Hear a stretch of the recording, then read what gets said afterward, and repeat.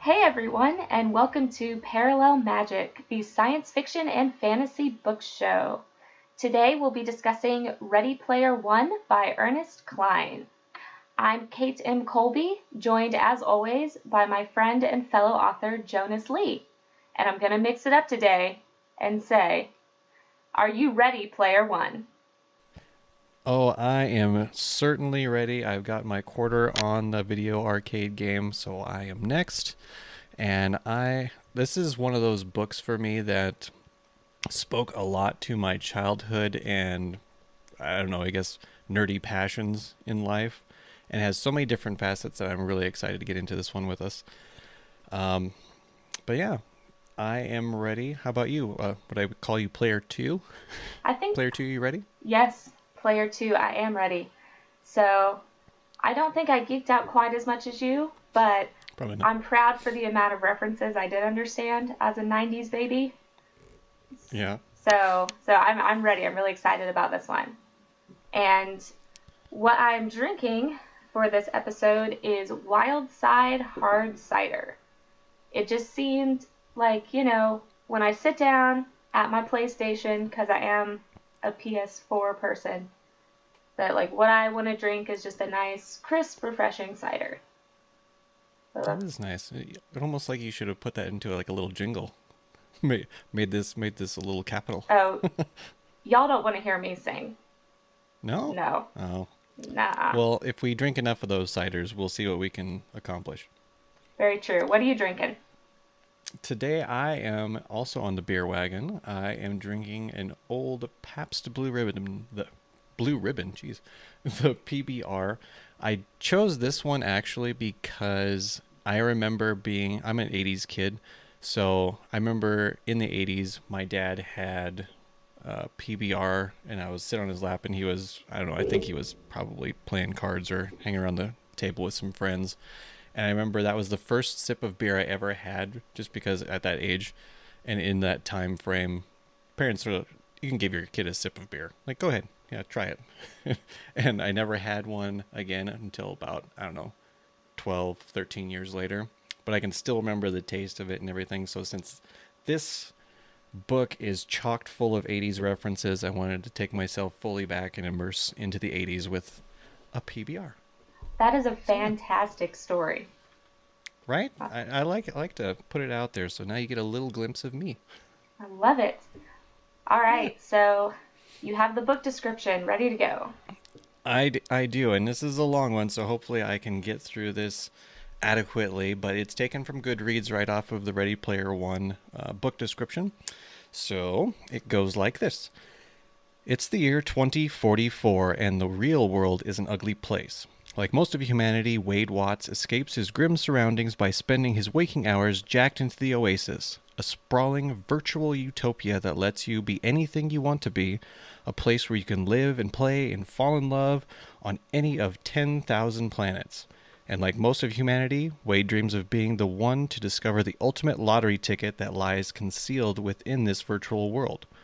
For somewhere inside this giant networked playground, Oasis creator James Halliday has hidden a series of fiendish puzzles that will yield massive fortune and remarkable power to whoever can unlock them. For years, millions have struggled fruitlessly to attain this prize, knowing only that Halliday's riddles are based in the pop culture he loved, that of the late 20th century. And for years, millions have found in this quest another means of escape, retreating into happy, obsessive study of Halliday's icons.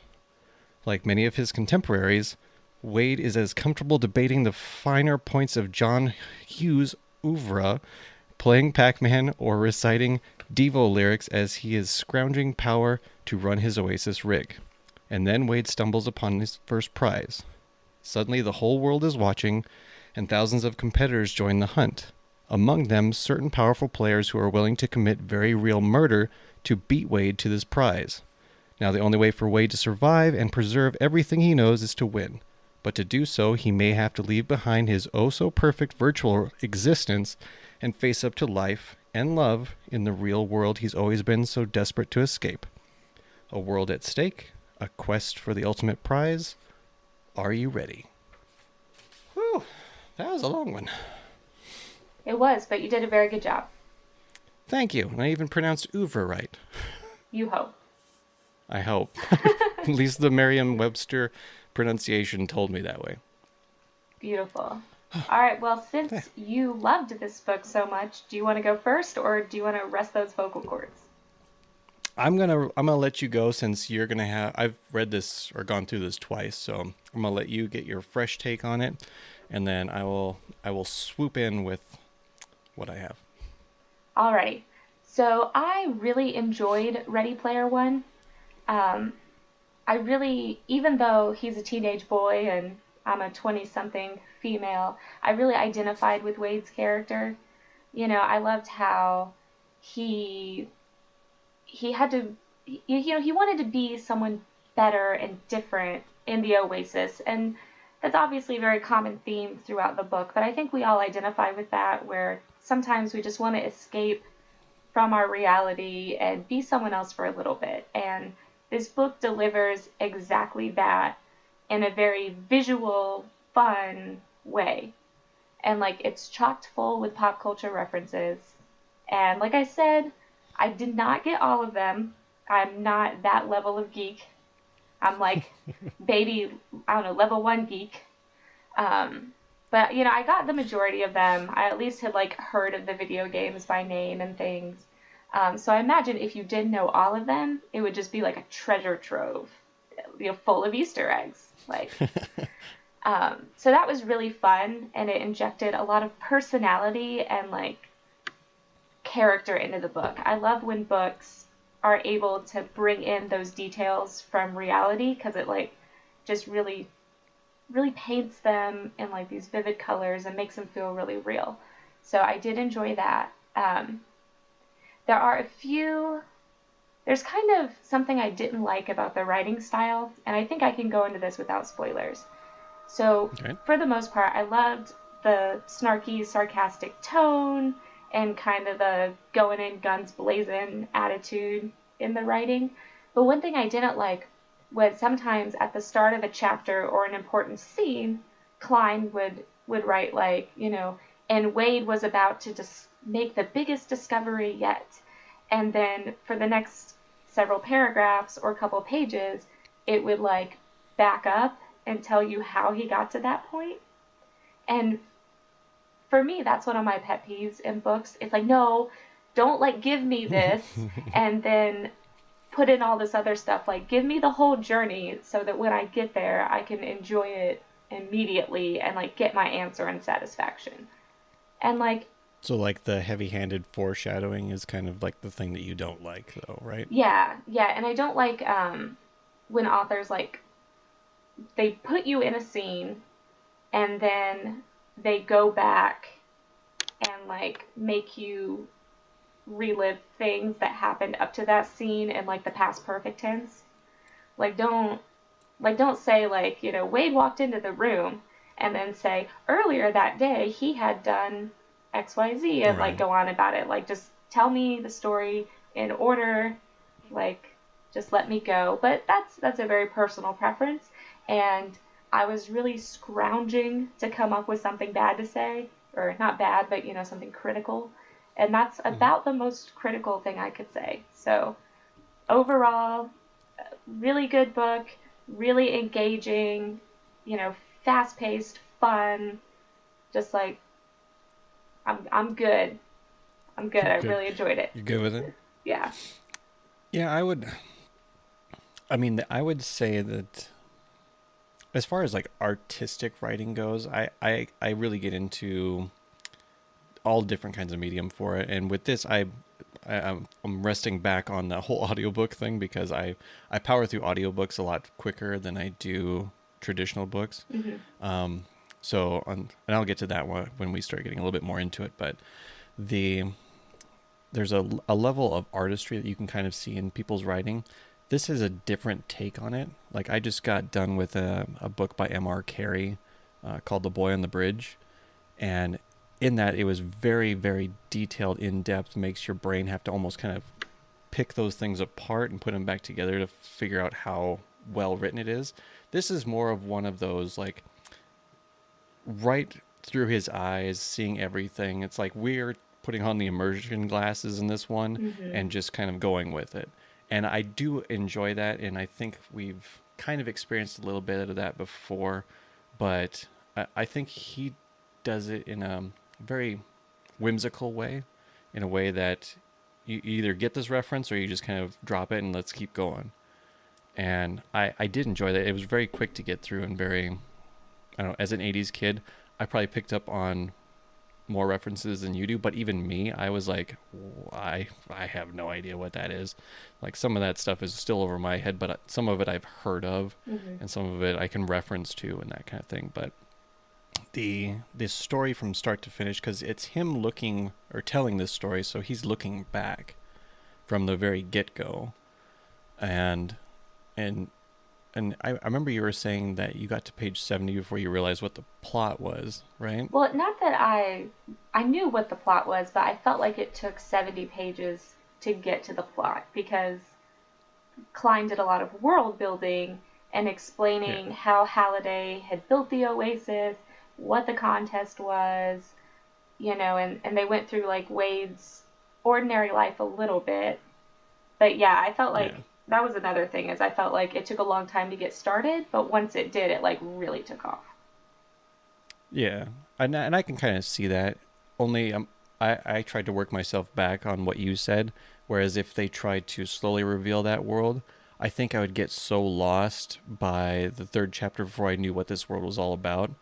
And it wasn't a lot of info dumping necessarily for me. It was more of you need to know this part to kind of understand why it's so crucial that Wade goes into the Oasis all the time, why he's escaping into it, and a little bit about how the world is and all that kind of stuff. So for me, it was good, but I mean, like you're saying, sometimes you don't get that whole sense of, okay, where are we going?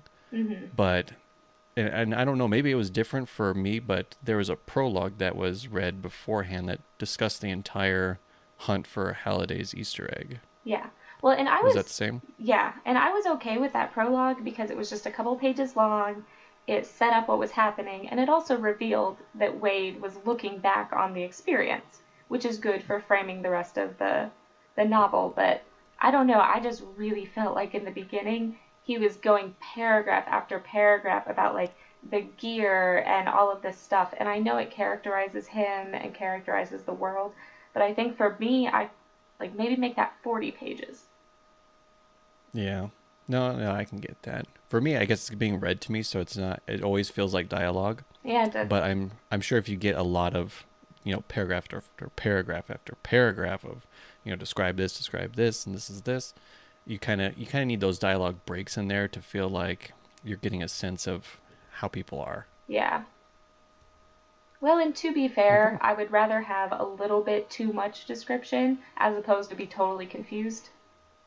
Yeah. So, I mean, it is what it is. It's a stylistic thing. Some people might love it and really geek out over it, but I wanted to get on with the hunt for the egg. Yeah, I mean, he really does set it up to like, we're going to go on an adventure. We're going to go on this magical trip. Wait. But we got to pack our bags first. Yeah. Crap, sorry. So, yeah, I can see that. But overall, I would say story-wise, writing-wise, it flowed really good, especially for the culture that I think it was speaking to. So for me, it was great. Do we want to jump into a rating on this yet? Or did you have another idea? No, I think that we're not hitching? I think I'm ready to give the shot ratings, and then we can get into the spoiler section, because it's kind of hard to say much more without revealing things about this hunt. Not really getting in there. Yeah. Yeah. Okay, so what's your shot rating? I'm not sure if I asked you first last time or I went first. I'm going to give it a 9 out of 10. And I'm Ooh. withholding that one just because of some of the pacing and the stylistic writing choices that personally aren't like my thing. But story was great, characters were great, so it was super fun. And so yeah, 9 out of 10. Nice. And I'm really reluctant for this one just because, but it speaks to so much of me and it was so fun to go through twice. This is going to be my first 10 out of 10 that I'm going to give. Woo! Um I know. And so I'll be blacked out after after this book. And maybe it's just cuz I went through it twice, but the second time going through it, I thought I was going to lose some of that magic, some of that fun that I had going through it the first time. But, when you go through things the second time, whether it's a book or whether it's a movie or whatever it is, you see a lot of those little nuances and the things that you missed the first time. And I found all that. And when I found it all again, it was like you said, it was like another Easter egg. So I had so much fun with this book, and since it was speaking to a lot of the culture that I immersed myself into, it's gotta be 10 out of 10 for me. Awesome. I love it. I'm so excited. We have our first 10 out of 10 If rating.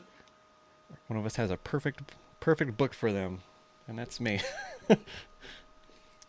Well, I guess this is the point in time where we're going to start getting into the nitty gritty, the details, the things that if you haven't read this book, maybe click a pause or find out what the time is and come back to it and let us know what you think. Even if you skip reading this book and you go out and see the movie, which is coming out end of April, we'd like to know your thoughts because,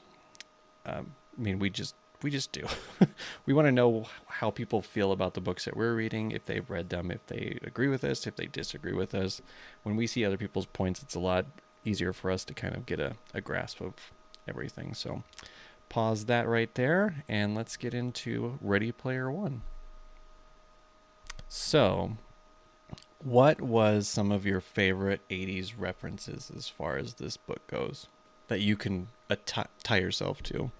A lot of the ones that I really liked were the musical ones, like Rush and Van Halen and Def Leppard. My parents were 80s teenagers. Well, yeah, teenagers. So they really, I like grew up listening to classic rock bands and all of that. So that was really cool. We also had a first generation Nintendo and a Sega. So Ooh, so I got some of those video game references, or I'd at least heard of them, and I could kind of picture, what the game interface might look like. But what about you? You are our oh God, 80s there was. child. I am like, I am basically that same age of the kids in Stranger Things at that time. So I mean, I in the 80s I was in my not even teens yet. I was like 8, 9, 10 years old, and everything was 80s. Life was 80s at that point. So I didn't have a whole lot of the computer references because of those were more late 70s. And I recognize what they are because I kind of work in IT and I've heard people talk about them and that kind of thing. And I remember vividly that there was a kid that lived on the corner, and this was before Nintendo was out. But a kid on the corner had an Atari system, and I thought it was the coolest thing ever. Like you could play a game on a television, which with today's standards sounds stupid, but in those standards, it was like mind blowing. Like, oh my god, there's a wheel that's just been invented, and it's right there in your living room. And what's funny is that I remember the first video game I ever played was Joust, and that is one of the first games that I think that they find in that quest that he has to best the Skeleton King. Yes, yeah, I he can't remember has his name, to but beat yeah, him in a game of joust to get the copper key. yeah. And I just remember thinking like I would fail at everything in this entire book. I could, I mean, I loved playing games, but I would also get to that point of frustration where I'm just like, this is stupid as shit. I'm just gonna throw this controller and walk out, and then come back in about 20 minutes when I realize I want to play it again. But yeah, the game portion of it was fun for me. I never got into Dungeons and Dragons. I never knew anybody who really did, unfortunately. So I'm sure that would have been something that would have been fun for me. But yeah, and the movie references are what really hit home for me. I'm a avid movie watcher. I grew up watching so many movies. My parents had HBO, which was like the highlight of my youth. So I got to watch all these things like all the John Hughes movies, the action stars and those kind of things. The one thing I never really got out of the book was a lot of the Japanese references towards shows that I don't think were ever available where I lived. Yeah. So that and anime and things like that were just foreign to me until I was in my late teens. But and they have a lot of that in there. So I mean, if you know those things, good for you. But that was one thing that kind of went over my head, and I had to look up some of the references to see what these things were in case I wasn't understanding it correctly. Well, and to that But point, I was lazy and I didn't look anything up. And I think you still, obviously, you miss some of the flavor of the book, but like, he still explains everything well enough and describes it that you know what's going on. So if you are listening to this and you were, born in the 60s or born in the 2000s and you're afraid about missing out, don't worry. Like, it's still definitely worth reading. And then just take notes and go do your research later. yeah, you can always circle back around. The what was I going to say? The one of the things that I kept seeing in the first time I read it and the second time I read it. I don't know if you've heard of. There's an anime manga series out there called Sword Art Online. No. No, it is basically the Oasis.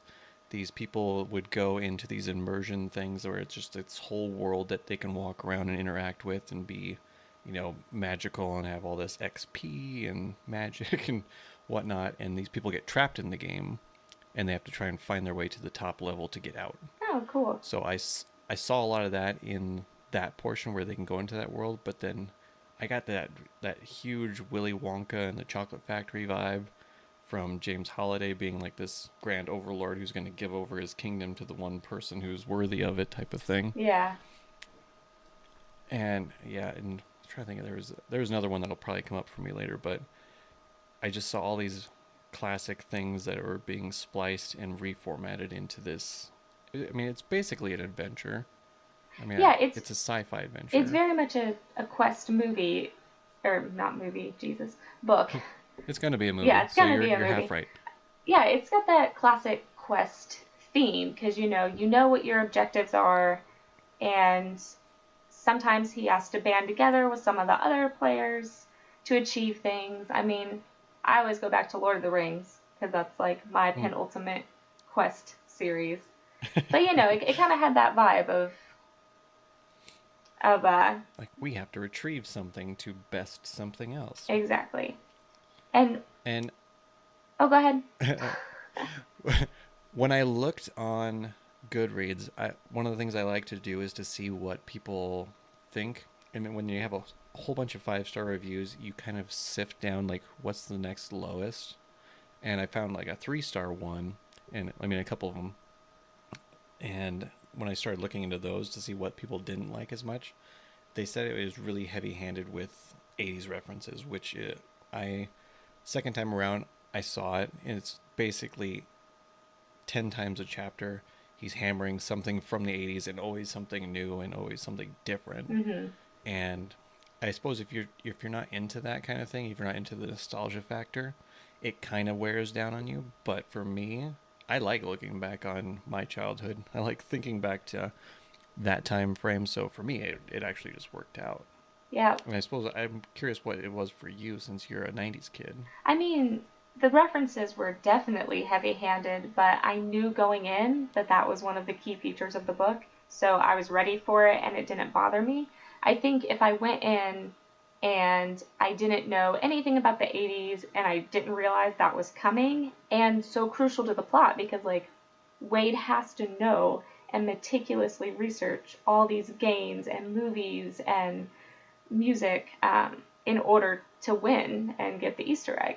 So I think if you didn't know that was coming and you had no touchstones for these references, it it would probably be kind of a crappy book because like it relies on that. But and that's nothing against the book. It's just the way it is. So Yeah, I mean, I think you have to have a sense of either pop culture or you have to have a sense of computers to really enjoy this book. If you have neither of those, it might be a little bit of a tough one to saddle into, I think. Yeah. Just for that sole fact that there's nothing that you're going to really tie to except for there's a quest and there's, danger and just sit back.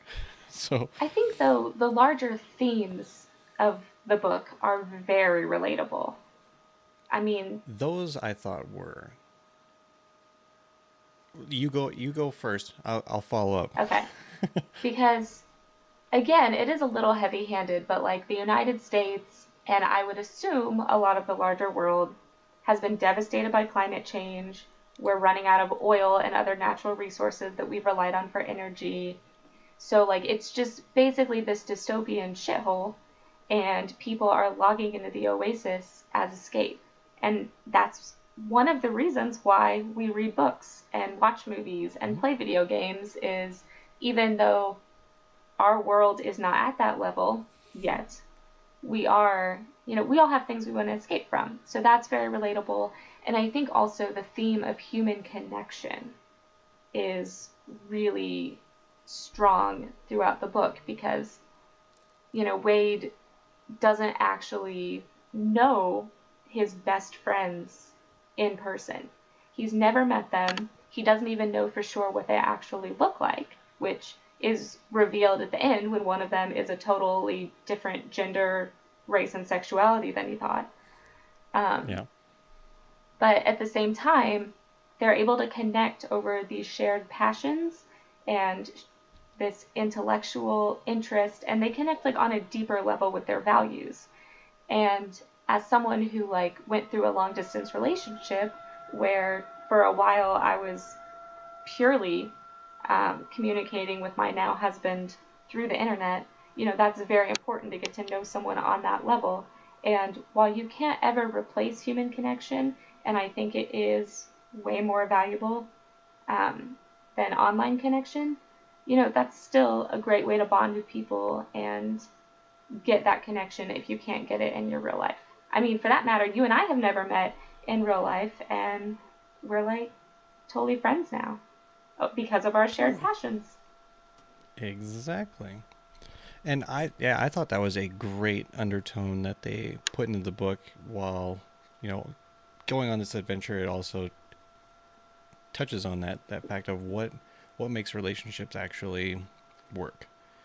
And I know that between Artemis and oh God, Parsifal. what's his name?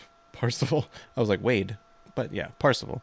Um, their connection, she was very hesitant because she kept saying, "You don't know me," and I think a lot of it stems back to how she had that birthmark that was on her face. Mm-hmm. It was like what do we call it, wine stain or something Port like that. stain, yeah. Port stain, that's what it is. And I think that insecurity that she had in her physical life gave her more confidence in that virtual world. And same thing for Wade, because in the beginning he said that he was even overweight and out of shape and that kind of thing. Mm-hmm. And but that was one of the things I loved about this Oasis immersion was the fact that he had all this information that was completely free. You could go to school online, so I mean anything that you want. You can go on field trips basically every single day to learn all these. I mean, a vast array of things. You could still be anonymous essentially. You wouldn't have to worry about bullying, and you kind of wonder, will we get to that point somewhere in society where we can have just virtual schools where we all just jack into something and then boom, we're there. And is that going to be better or is that going to be worse? I mean, like, how do you judge social structure? How do you judge those kind of things where you're not physically in front of somebody, where you always feel like you're safe? And is that a good thing? Because I mean, there's a part of me that thinks that that's the way to go, but then there's a part of me that kind of thinks, I don't know, like that. Every time I think of homeschool, there's nothing wrong with homeschooling, but every time I think of homeschooling, I think of just that seclusion Mm-hmm. and how that doesn't feel like it should be, or that doesn't feel as healthy as I think it is. But I'm sure that that's not the case any longer, and I'm going off of, an old thought pattern from the 80s. But I think you need to interact with people and kind of have that sense of danger and fret to understand the human condition. Otherwise, you can be online, you can be any way you want to be, and then who are you? Yeah, I would agree. The opportunities offered by the Oasis at a purely like educational and employment level were really amazing. And I think a system like that would have quite a few positive effects for society. But I mean, if we want to get into the science of science fiction, like it's been proven that when we have physical contact with other people, it's good for us. It relieves stress. It emits all these hormones in our brains. I don't know. I'm not a scientist. But the point is that like, It sounds sciencey though, and that's what counts. yes. But, the point is that they have proven that physical contact is important. And I think the end of the book says that, because when Yeah. Parzival, Wade, and Artemis finally meet in real life, and they hold hands and they kiss for the first time, it's the first time in maybe his whole life that he hasn't been craving to get back to the Oasis. And he realizes, how their relationship doesn't change when they're in person because they still have that emotional connection and that shared passion, but at the same time it's different and it's richer and closer. And I think that was a really cool message, just kind of like, hey, you've been reading this book for almost 400 pages, but maybe it's time to go talk to somebody now. Right. No, I like that same thing where they want you to appreciate the art and the freedom of being who you are, emotionally and mentally, and then they also want you to remember, now take that with you into the physical world. And I have friends that are traditional gamers. Their weekend plans revolve around like, what am I going to do as far as gaming and entertainment and electronics and that kind of thing. And then I have those friends that are kind of the opposite, where they're like, it's nice enough now that I can go out and go hiking, I can go do this, I can go do that, I can go to the lake, I can, all these different things. So I like seeing those two worlds blend together, and I think at the very end of this book, they definitely remind you that things might be perfect in here, but don't forget to take that out with you and remember that you can make it just as good out there. Even though the world is a complete shithole and everything is like trailer parks and people want to mug you any chance that they can get. That was the feeling I got from the book, is that if you're rich, you're going to be good. If you're poor, watch your ass and just stay indoors. Yeah, I kind of did have a little bit of that, but I thought, what they were planning to do with the prize money, how they were going to try to feed people and give back and help is really important because, yeah, we're not all multi-billionaires, but there are still things we can do in our communities and in our relationships with other people to make the world a better place. Even if it's something as simple as smiling at someone or paying them a compliment that's genuine and thought out. Like, you can, oh God, I sound like a PBS special or something, but you can make Homework. the world a better place. Now you have to sing it. You have to sing it right now. No, No, come not on. enough cider. Not enough cider. If we I get, will here's say, the thing, if we get, let's see, if we get like 5 comments on this episode, not by you or people you oh, told to comment, I'll sing. just natural comments. I won't pressure anybody, but if we can get this is just on our page. Yeah, let's say Where on can they the comment? let's say on the Or website. 5 comments total anywhere No, 5 comments on the website, we'll say. on the And website. y'all will regret Keep that it in mind. forever, and you will never want to hear me sing again. But, And it'll be worth it. It'll be so worth it. okay, but before we wrap up, I want to continue a theme we've established in this show. So we always talk, we've happened to read all young adult books so far, and we always talk about these Mm, love stories. mm, And I don't know how mm. you feel about it, but I'm going to say that of the books we've read so far, I think Ready Player One has the strongest love story. I believe it. I like the chemistry, and like it works online, it works offline. I'm down for this. It wasn't necessary to the plot, but it aided the plot and like added a whole other layer to the story in a good way. So I will definitely say that this is the most natural love story that we've come across. It didn't feel forced. It didn't feel like we need to put this in here. It was just very, one nerd finds another nerd and becomes infatuated, and then finally they somehow intertwine, and this small spark happens. I mean, more for one than the other, I think, or the other one was just very cautious, and that's kind of how relationships are. There's one person that kind of takes the more cautious path, and then that one that really knows that you should be together. So it was probably, yes, the best love story we've come across thus far. good. I'm glad you agree. Because if you I didn't, you try would be every now and wrong. then. I would be wrong. There was one other point that I was going to bring up, Yes. and I actually even wrote it down because as I was reading or listening to it, I'm like, that's a thing.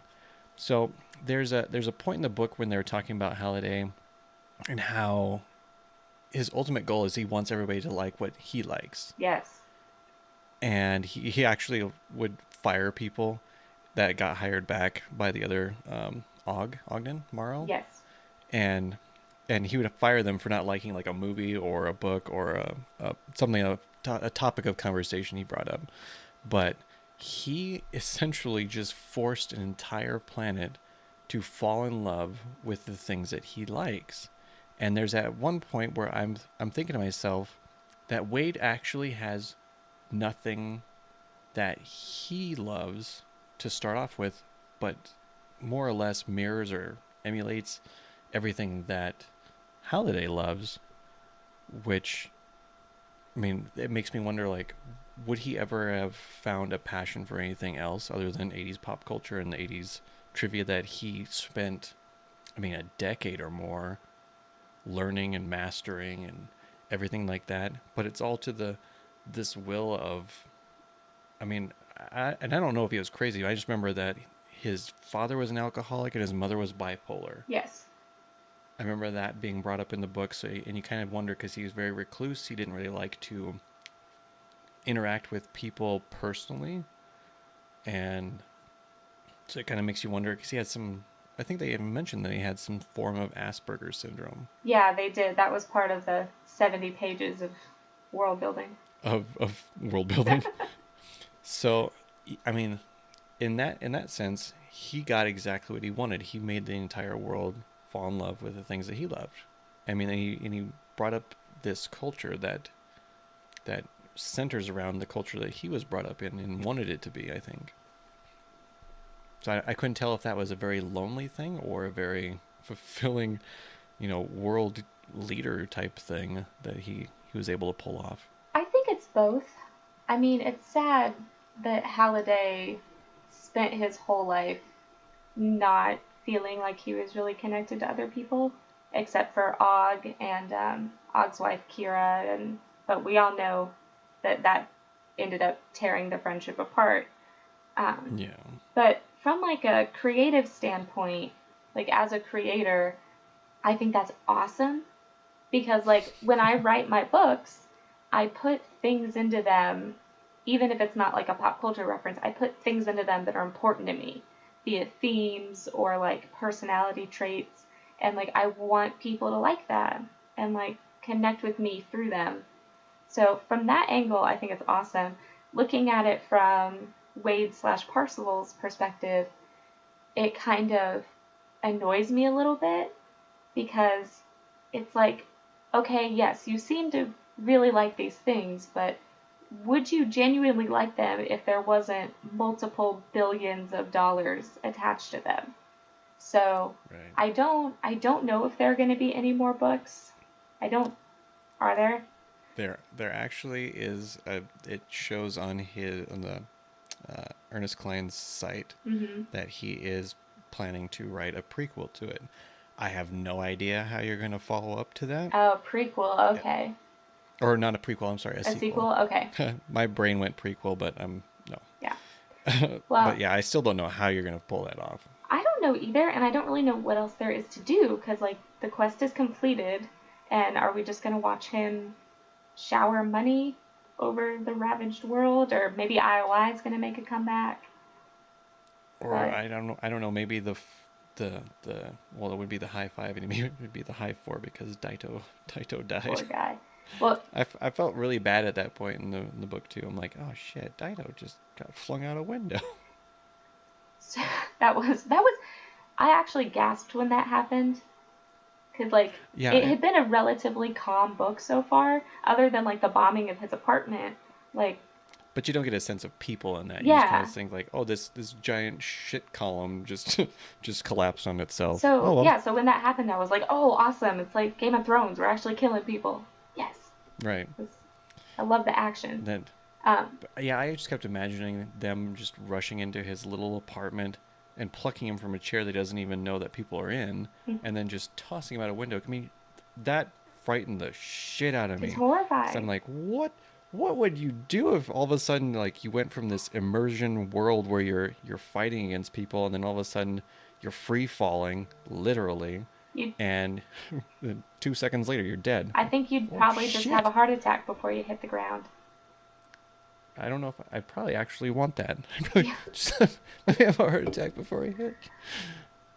Yeah. So God, yeah. so my going way back, my point Hmm? was that I would hope in the second book Wade gets some of his own interests, or maybe he takes on that role of being the purveyor of culture. But now that I know there is definitely a sequel, my prediction is that big red destroy everything button is going to come out, because you don't Yeah. pull out a button like that and then write another book or two without that button getting pushed or stolen or something. Right. That's a big like. Guess what this is going to be for? Not this book. This book's over. Yeah. So you know that if there's another book, that big red kill everything button is gonna come into play. So yeah, it'll be interesting to see what they come up with.